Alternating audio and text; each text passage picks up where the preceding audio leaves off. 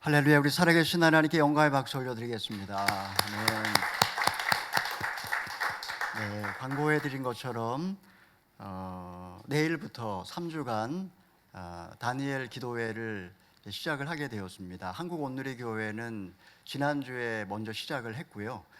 저희는 이제 한 주 늦게 해서 1월 9일 날까지 기도회를 진행을 하려고 지금 계획을 세우고 있습니다. 저희 리더십들, 임직자나 팀장이나 아니면 순장이나 이런 분들뿐만 아니라 우리 다음 세대들, 아이들과 함께 더불어 오셔서 한 해를 기도로 시작하시고 또 하나님이 주시는 음성 들으시고 말씀을 따라서 한 해를 시작하실 수 있으면 좋겠습니다. 잠깐 기도하고 말씀 나누겠습니다. 자비로우신 하나님 아버지, 이 시간에 하나님 말씀 앞에 섰습니다. 지혜와 계시의 영을 허락하여 주셔서 하나님의 말씀을 밝히 알아듣게 하여 주시고 또 우리의 영혼이 하나님의 말씀을 통해 위로받고 새 힘을 덧입어 하나님 다시 한번 일어날 수 있도록 우리의 영혼을 충만하게 하여 주시옵소서. 예수님의 이름으로 기도합니다. 아멘. 이 시간에 저는 하늘 풀어주소서라는 제목으로 오늘 말씀을 함께 나누어 보기를 원합니다. 19세기 프랑스의 위대한 작가 모파상이 쓴 어느 인생이라는 그런 유명한 장편 소설이 있습니다. 평범하고 꿈 많은 그런 여자 주인공 잔느는 노르망디 귀족 출신 외동딸이었습니다. 그녀는 아버지의 권유로 12살 때부터 5년간 수녀원에서 경건한 신앙의 교육을 받았습니다. 그 귀족 출신의 줄리앙이라는 남자를 만나 꿈같은 결혼식을 올립니다. 그는 돈과 여자밖에 모르는 난봉꾼이었습니다. 첫날 밤 난잡한 남편의 야수성에 주인공은 철저히 유린당하고 맙니다. 남편은 그녀의 하녀도 성폭행했고 그가 아이를 낳자 하녀를 빈손으로 내쫓기까지 하였습니다. 그는 백작 부인과 함께 바람을 피우다가 마차와 함께 절벽 아래로 떨어져 죽고 맙니다. 사랑의 환멸을 느끼고 희망조차 잃어버린 주인공은 이제 극성스러운 엄마가 되어서 정성을 다해 어린 아들을 양육을 합니다. 하지만 그 아들은 성장하면서 도박과 사기를 일삼으며 돈을 탕진하더니 결국은 엄마를 떠나서 파리로 도망치고 말았습니다. 소설이 강조하는 것은 인간의 그 욕정과 그리고 여성의 내면에 맺힌 한입니다. 모파상은 희생자인 여자 주인공 잔누와 그녀의 하녀, 그들의 모습을 가혹할 정도로 비참하게 묘사하고 있습니다. 그들의 삶은 마치 깊은 심연과 같아서 절망과 고통의 연속이었습니다. 어찌 보면 그 당시 프랑스의 그 비극적인 여성들의 삶의 모습을 사실적으로 묘사한 것이라고 할 수 있습니다. 몰트만은 희망의 신학이라는 그의 책에서 희망만이 삶을 푸는 열쇠라고 그렇게 이야기를 했습니다. 하나님의 약속으로부터 흘러나오는 그 희망이 새로운 삶을 창조하는 능력이라는 뜻입니다. 사실 절망은 어둠 속에서 자기 파괴와 억압을 통해 나의 내면을 한으로 응어리지게 만드는 것, 파고 들어가 보면 결국은 내면의 절망이라고 할 수 있습니다. 여러분은 지난 한 해 어떻게 살아오셨습니까?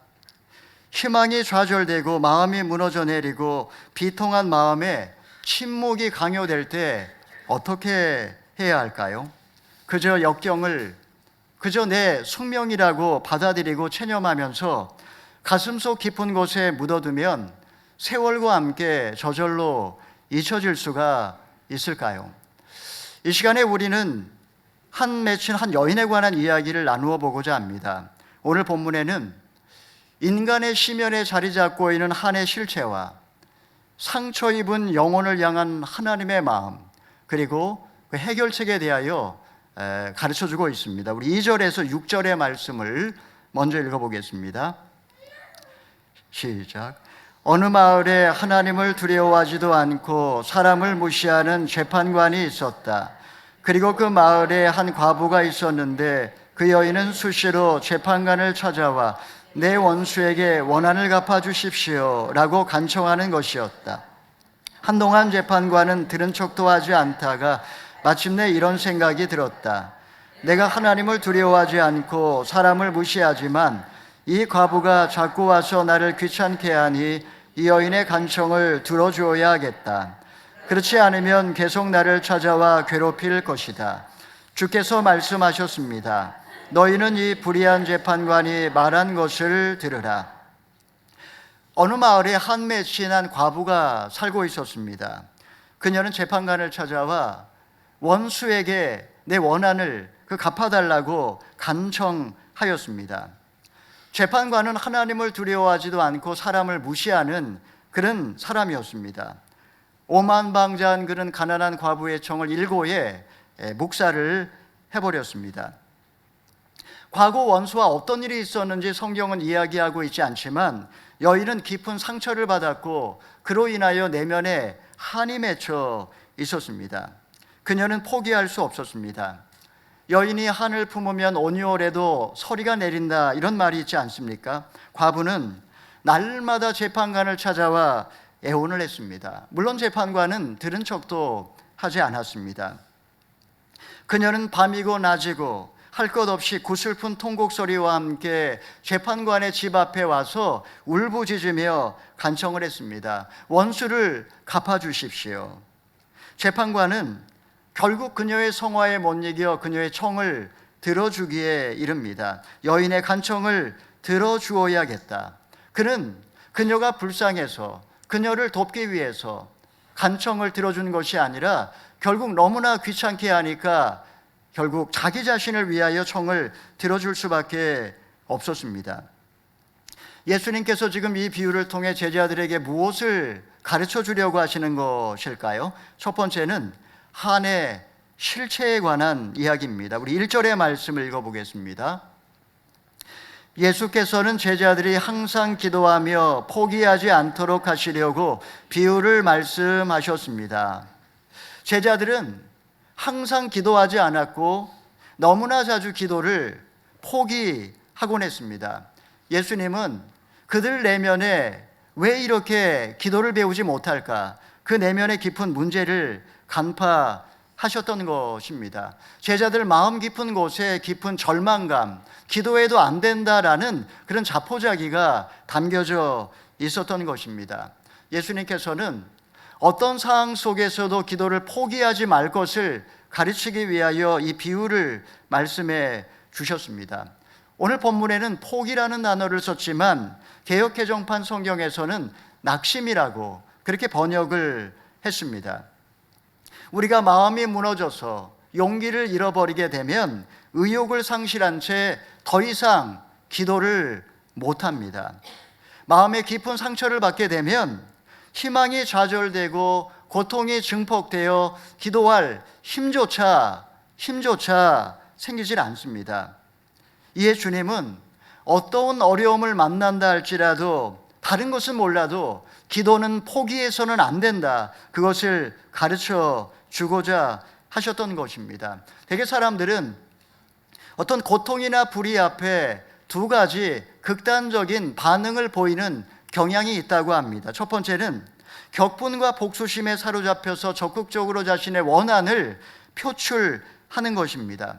이런 분들은 내면에 분노가 가득하기 때문에 하나님에 대해서도 비슷한 감정을 느낄 뿐만 아니라 상대방에 대하여 비난하며 자기의 뜻을 관철시키려고 하고, 그것이 관철되지 않으면 비극으로, 보복으로 끝을 맺고 마는 것입니다. 두 번째는 낮은 자존감과 열등감 때문에 소극적이 되어서 아예 마음을 접어버리고 포기해버리는 그런 분들이 있습니다. 이런 때는 보통 보면 가해자가 불확실하거나 상대방이 너무나 강할 때 엄두를 내지 못하고 아예 체념을 해버리는 것입니다. 이런 사람은 하나님에 대한 분노가 마음속에 있지만 그것을 억눌러 버리고 어찌 보면 수동적인 파괴성으로 자기 자신을 망가뜨리는 그런 경향이 있습니다. 각종 중독에 빠지거나 아니면은 망가진 인생을 살거나 자살로 인생을 끝내는 그런 경우가 있습니다.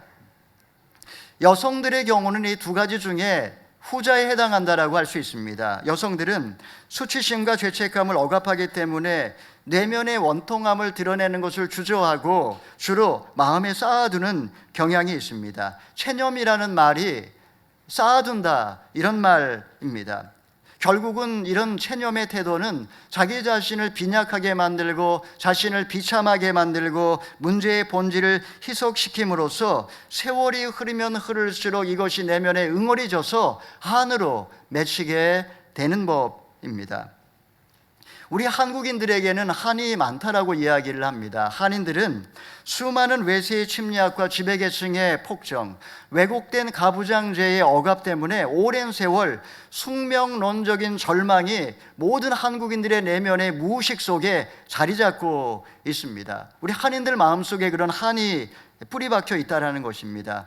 또한 불교적인 세계관과 결합된 어떤 집단적인 운명론이 체념과 헛모주의로 우리의 삶의 밑바탕에 전반적으로 영향을 미치고 있습니다. 특별히 여성들의 경우는 유교의 가부장적인 전통 속에 오랫동안 차별받은 결과 하나님의 형상이 왜곡되고 착취당하고 소외되어 있습니다.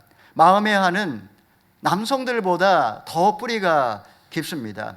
조선시대 유교에서는 이혼에 타당한 7가지 사유를 칠거지약이라고 그렇게 이야기를 했습니다.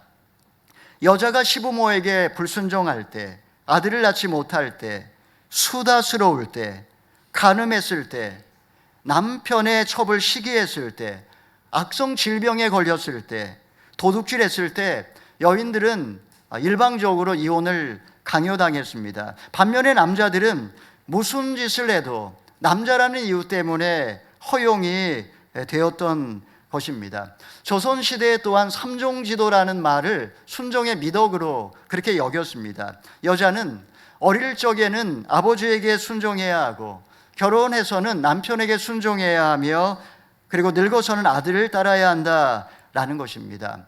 이로써 유교는 여성을 영원한 미성년자로 만들어 버렸습니다. 이런 성차별이 우리 조선시대에만에 있었던 일은 아닙니다. 세계적인 보편적인 현상이었습니다. 중국의 전족이나 그 발을 꽁꽁 싸매서 도망가지 못하게 만들었던 전족이나 여아살해, 외도의 징조가 보일 때 아내를 죽이는 브라질의 전통, 또는 이슬람의 명예살인, 중세시대 900만 명 이상의 여성 마녀라는 이름으로 몰아서 죽였던 그 마녀 사냥, 남편과 함께 산채로 불태워 죽이는 화장의식, 인도의 화장의식, 이런 것이 대표적인 성차별의 그런 예라고 할 수 있습니다. 여러분, 이런 것이 우리와 전혀 상관없는 이야기일까요? 사실 이런 것은 지난 수천 년의 역사 속에 고스란히 우리의 심층, 무의식 속에 여전히 쌓여 있습니다. 우리 가운데에는 지난 인생, 분노 때문에 깊은 상처, 아픔, 그 내면의 그 분노를 억압한 것 때문에 중년 이후에 많은 다양한 심리적인 어려움들을 나타나는 그런 분들이 적지 않습니다. 무의식에 맺힌 한이 결국은 세월이 지나가면서 썩어 내면에서 많은 문제를, 심리적인 어려움들을 일으키는 것입니다. 그녀는 9살 때 친구의 집에 가던 중에 이웃 아저씨에게 성폭행을 당했습니다. 두려움과 공포 속에 말수가 적어졌고, 그리고 23살이 되던 해에 중매로 한 남자를 만나 결혼을 했습니다. 하지만 결혼해서부터 결국 수치심과 죄책감 때문에 두 사람 사이의 부부관계에 큰 어려움을 겪게 되었습니다. 그녀는 남편에게 과거에 자신에게 있었던 그 끔찍했던 일을 다 고백을 하였습니다. 얼마 후에 그녀는 정신병원에 입원했고, 그리고 2달 만에 남편으로부터 이혼 통보를 받았습니다. 트럭 운전수와 재혼을 해서 아들을 낳았습니다. 남편은 교통사고로 교도소에 가게 되었고, 홀로 남겨진 그녀는 더욱더 비참해졌습니다. 자살을 시도했지만 번번이 뜻대로 되질 않았습니다. 어느 날 친정을 방문했을 때 그녀는 그래서 그 남자를 만났습니다. 그녀는 배상을 요구했고 그는 그녀에게 욕설을 퍼부었습니다. 20년 넘은 그녀의 원한은 자신을 성폭행한 자를 살해함으로써 끝을 맺었습니다. 그녀는 재판정에서 나는 짐승을 지겼을 뿐이라며 전혀 후회의 모습을 보이지 않았습니다. 만약 여러분이라면 그녀를 어떻게 도와줄 수 있겠습니까? 아니, 내가 당사자였다면 어떻게 마음에 맺힌 한을 풀고 다시 일어날 수가 있을까요? 두 번째는 상처 입은 하나님의 마음을 알아야 합니다. 우리 7절의 말씀을 읽어보겠습니다. 하나님께서 밤낮으로 부르짖는 그 택하신 백성들의 원한을 갚지 않으시고 오랫동안 모른 채하며 내버려 두시겠느냐. 개정판에서는 하물며라는 단어를 넣어서 번역을 했습니다. 사실 이 하물며라고 하는 단어를 넣는 것이 원문에 더 가깝다라고 할 수 있습니다. 왜냐하면 원어에는 절대로 아니다라는 그런 단어를 쓰고 있기 때문입니다. 교만하기 짝이 없는 그 재판관도 괴로워서 청을 들어주었는데 하물며 좋으신 하나님께서 그녀를 모른 채 절대 방관할 리가 없다라는 것을 강조하는 것이라고 할 수 있습니다. 여러분, 하나님의 마음도 상처를 받을 수가 있을까요? 오랫동안 교회는 이 주제에 대하여 논쟁을 했습니다. 플라톤적인 이해로 볼 때 신플라톤주의의 영향을 받은 중세시대 신학자들은 하나님은 완전하신 분이시고 완전하시기 때문에 결코 상처받지 않는다라고 주장을 했습니다. 고통받는다라는 것은 불완전함을 의미합니다. 완전하신 하나님만이 인간에게 자비를 베푸실 수 있기 때문에 하나님은 고통받으실 리가 없다라고 그들은 이야기를 했습니다. 하지만 몇몇 신학자들은 하나님의 마음에 맺힌 한에 대하여 이야기를 했습니다. 십자가는 하나님 마음의 상처의 흔적입니다. 하나님은 보좌에 앉아서 세상에서 고통받는 영혼들을 모른 척하지 않으십니다. 하나님은 인간의 연약함과 신음소리를 들으시며 지금도 함께 아파하시는 분이십니다. 여러분, 본문에는 인간이 당하는 그 고통에 무관심하실 수 없는 하나님의 그 뜨거운 사랑이 절절히 녹아 있습니다. 하나님은 절대 우리와 동떨어져 계시는 저 멀리 계신 하나님이 아닙니다. 그분은 고통받는 삶의 현장에 임마누엘이라 하시면서 상처 입은 영혼의 신음소리를 들으시고 그 한을 풀어주기를 원하시는 분이라는 사실입니다. 그러면 어떻게 우리가 기도응답을 받을 수 있을까요? 세 번째는 한의 해결책, 믿음에 관한 이야기입니다. 우리 8절의 말씀 읽어보겠습니다. 내가 너희에게 말한다. 하나님은 속히 그들의 원한을 풀어주실 것이다. 그러나 인자가 올 때 이 세상에서 믿음을 찾아볼 수 있겠느냐? 예수님은 하나님께서 친히 원한을 풀어주실 것이라고 말씀하셨습니다. 우리말 성경에는 속히, 공동 번역에서는 지체 없이라고 번역을 했습니다. 여러분, 이 말씀은 우리에게 희망을 안겨줍니다. 희망은 고통으로 가득한 세상의 그 신비를 풀어주는 유일한 열쇠입니다. 그런데 이상한 일입니다. 분명히 예수님께서는 하나님이 속히 그 원한을 풀어주시리라 이렇게 말씀을 하신 후에 그러나 인자가 올 때 이 세상에서 믿음을 보겠느냐 공허한 질문을 던지셨습니다. 여러분, 이것이 무엇을 의미하는 것일까요? 믿음과 한의 해결책은 어떤 연관관계가 있는 것일까요? 첫 번째로는 믿음은 한의 실체를 직면할 수 있는 용기를 주는 것입니다. 믿음이 있을 때 긍휼한 마음으로 내 안에 맺혀 있는 한의 실체를 바라볼 수 있게 해줍니다. 예수님은 자기를 비우고 연약한 육신을 입은 후 더럽고 냄새나는 말구유에 한 아기로 오셨습니다. 우리에게 이 예수님에 대한 믿음, 더럽고 냄새나는 이 세상에 자기를 버리고 찾아오신 그 주님에 대한 믿음이 있다면, 아무리 내가 상처 있고, 아무리 내가 찢기고, 아무리 내가 더럽게 변질되어 있는 상태라 할지라도 나 자신을 주님의 마음으로 있는 그대로 받아들일 수 있습니다. 예수님은 배고픈 영혼을 긍휼히 여기시어 먹을 것을 주셨고, 외아들을 잃어버린 과부를 보자 그녀의 죽은 아이를 살려주셨습니다. 주님은 38년 된 그 병자를 고쳐주셨고, 창녀였던 막달라 마리아, 세리였던 마태, 남편을 5번이나 바꾼 사마리아 여인 찾아오셔서 친구가 되어 주셨습니다. 나에게 이 예수님에 대한 믿음이 있는가? 나에게 이 예수님에 대한 믿음이 있다면, 아무리 내가 상처투성이고 아무리 내가 버림받았다 할지라도 예수님의 마음으로 나 자신을 용납할 수 있습니다. 병들고 상한 나를 예수님의 마음으로 다시 한번 받아들이기 시작할 때, 숨통을 조여왔던 원한의 실체는 해체되고 절망 중에 다시 한번 일어나고자 하는 희망의 싹이 트기 시작하는 것입니다. 두 번째로, 믿음은 약속을 붙들고 기도하게 합니다.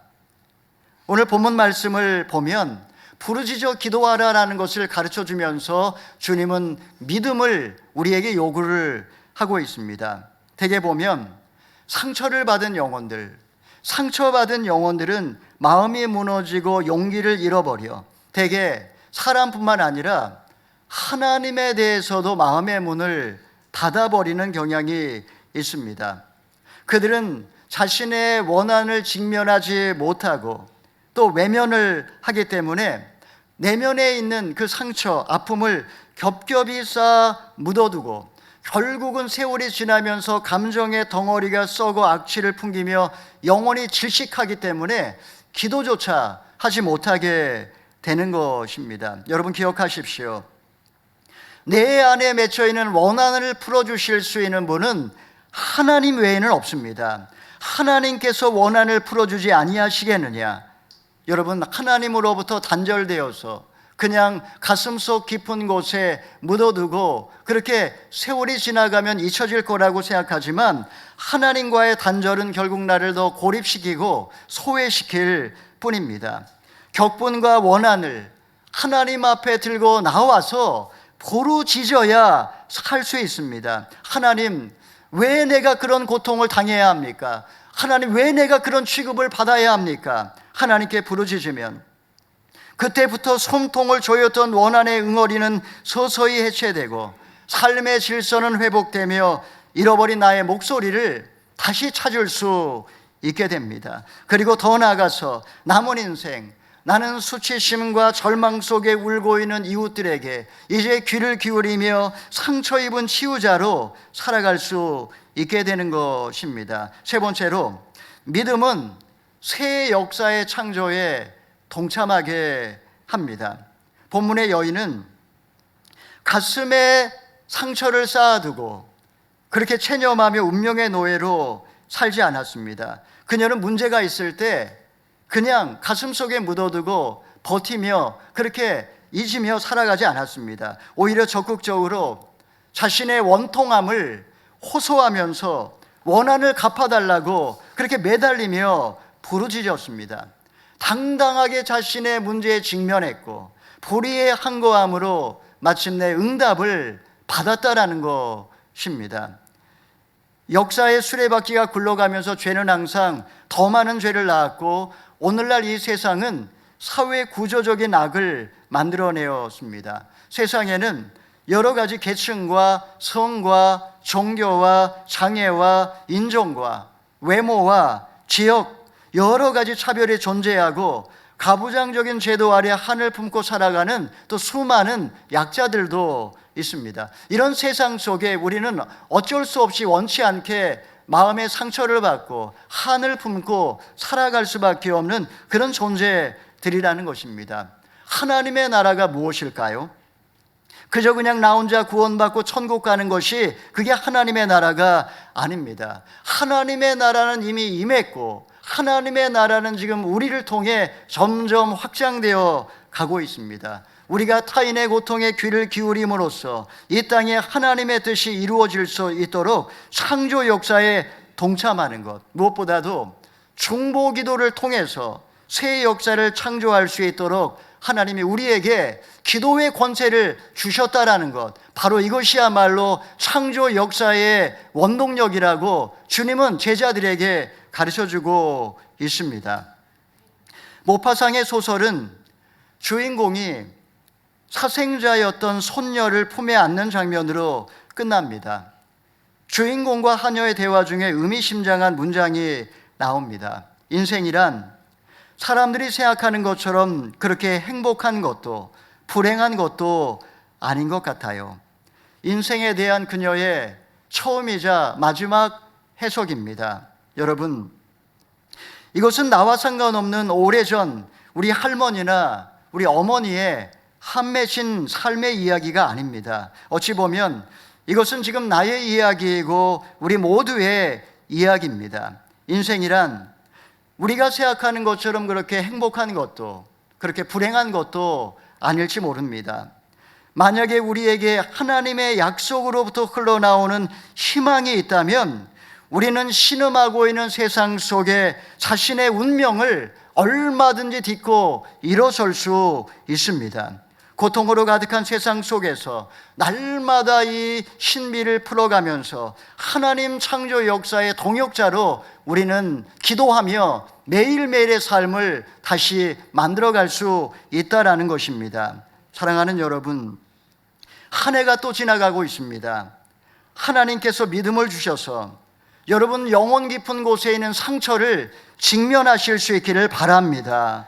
속히 원한을 풀어주실 하나님의 약속을 믿으시고 상처와 슬픔과 고통을 주님 앞에 들고 나와서 부르짖어 기도하실 수 있기를 바랍니다. 세월이 흘러도 해결되지 않는 그 내면의 울분과 마음을 어떻게 하시겠습니까?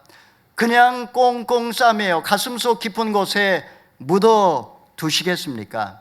한 해를 마무리하면서 그리고 새해를 맞이하면서 주님 앞에 나와 기도하심으로 여러분의 마음에 맺혀있는 모든 한을 푸시고 이제부터는 이제 상처 입은 치유자로서 누군가를 위하여 기도하고 섬김으로 하나님의 사랑을 증거하시는 저와 여러분 다 되시기를 주님의 이름으로 축원합니다. 아멘. 이 시간에 말씀에 의지하여 기도하기 전에 함께 찬양하기 원합니다.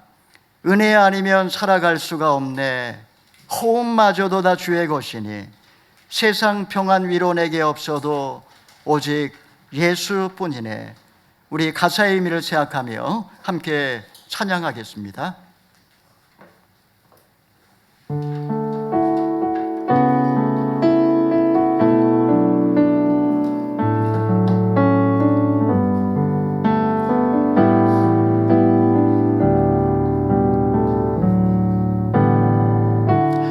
은혜 아니면 살아갈 수가 없네. 호흡마저도 다 주의 것이니 세상 평안과 위로 내겐 없어도 오직 예수뿐이네. 은혜 아니면 살아갈 수 없네. 은혜 아니면 살아갈 수가 없네. 호흡마저도 다 주의 것이니 세상 평안과 위로 내겐 없어도 예수뿐이네. 그 신계획 담을 수도 없고 작은 고난에 지쳐도 쉽게 묶인